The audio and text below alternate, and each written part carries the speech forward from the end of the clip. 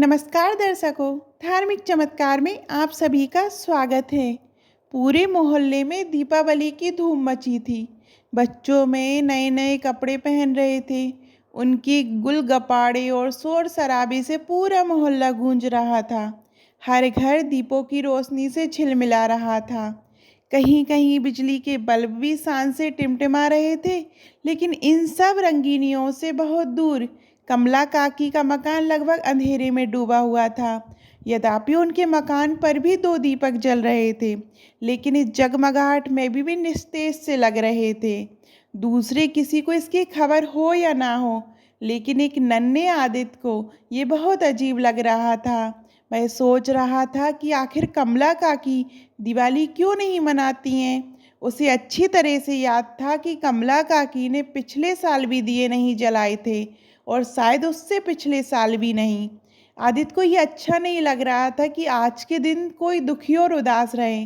वह अच्छी तरह समझता था कि जब कोई दुखी व उदास होता है तभी त्योहार नहीं मनाता है, लेकिन काकी को क्या दुख है ये बात वह नहीं जानता था। आज मैं काकी का दुख जान कर ही रहूँगा, ये निर्णय करके वह जा पहुँचा अपनी माँ के पास। माँ उस समय रसोई घर में मिठाई तैयार कर रही थी। आदित्य को कुछ चिंतित देखकर व्यग्रता से पूछा, क्या सोच रहे हो बेटे? माँ, कमला काकी हमारी तरह बहुत सारे दीपक क्यों नहीं जलाती हैं? आदित्य ने पूछा। वे बहुत दुखी हैं बेटा, उन्हें दिवाली का त्यौहार अच्छा नहीं लगता, क्योंकि इस दिन उनका इकलौता बेटा पटाखे चलाते समय दुर्घटनाग्रस्त होकर मर गया था। उनके पति भी नहीं हैं, बेचारी मेहनत मजदूरी करके गुजारा करती हैं। माँ ने समझाया, आप मुझे हमेशा कहती हो कि दीन दुखी की सेवा करनी चाहिए, तब क्या मैं काकी का बेटा बन जाऊं? आदित्य ने आज्ञा लेने की दृष्टि से पूछा। किसी अच्छे काम के लिए मैं भला क्यों मना करूंगी? माँ ने मुस्कुराते हुए कहा। माँ की स्वीकृति मिलते ही आदित्य का चेहरा खिल उठा। वह सरपट कमला काकी के घर की ओर भागा, लेकिन माँ की आवाज़ सुनकर उसे वापस लौटना पड़ा। बेटा, ये मिठाई तो लेते जा।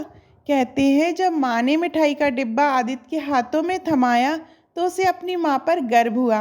मिठाई का डिब्बा लेकर वह काकी के घर की ओर दौड़ा। प्रसन्नता के मारे उसके कदम धरती पर नहीं पड़ रहे थे। आज वह किसी बेसहारा का सहारा बनने जा रहा था। शीघ्र ही वह कमला काकी के घर पहुंचा। काकी घर के एक कोने में बैठी रो रही थी। शायद उन्हें अपना बेटा याद आ रहा था। काकी, आप रो रही हो? आदित्य ने पूछा, पर काकी चुप बैठी रहीं, जैसे कुछ सुना ही ना हो। आदित्य ने काकी को हाथ से झकझोर कर पूछा, बताइए काकी, आपको क्या दुख है? लेकिन काकी ने आदित्य के प्रश्न का कोई जवाब नहीं दिया। अपने आंसू पोंछते हुए उन्होंने आदित्य को बैठने के लिए कहा, पर आदित्य तो जैसे दृढ़ निश्चय करके आया था। बोला, मैं जानना चाहता हूँ कि आप दीपावली के दिन बहुत सारे दीपक क्यों नहीं जलाती हो, और आप अभी रो क्यों रही हो? आदित्य की जिद के आगे कमला काकी को झुकना पड़ा। उन्होंने भरे गले से इतना ही कहा, जरा अपने बेटे की याद आ गई थी। आज अगर वह जीवित होता तो वह भी तुम्हारे जितना होता। काकी, अगर बेटा नहीं रहा तो क्या मैं आपका बेटा नहीं बन सकता? मुझे अपना बेटा बना लो काकी, आज से मैं तुम्हारा बेटा हूँ। आदित्य ने भोलेपन के साथ कहा। कमला काकी ने बेटा कहकर आदित्य को गले लगा लिया। आज बरसों बाद कमला काकी के घर में भी दीप झिलमिला उठे थे। आपको ये कहानी कैसी लगी कमेंट में ज़रूर बताइएगा। और अभी तक आपने हमारे चैनल धार्मिक चमत्कार को सब्सक्राइब नहीं किया है तो सब्सक्राइब करिएगा। धन्यवाद।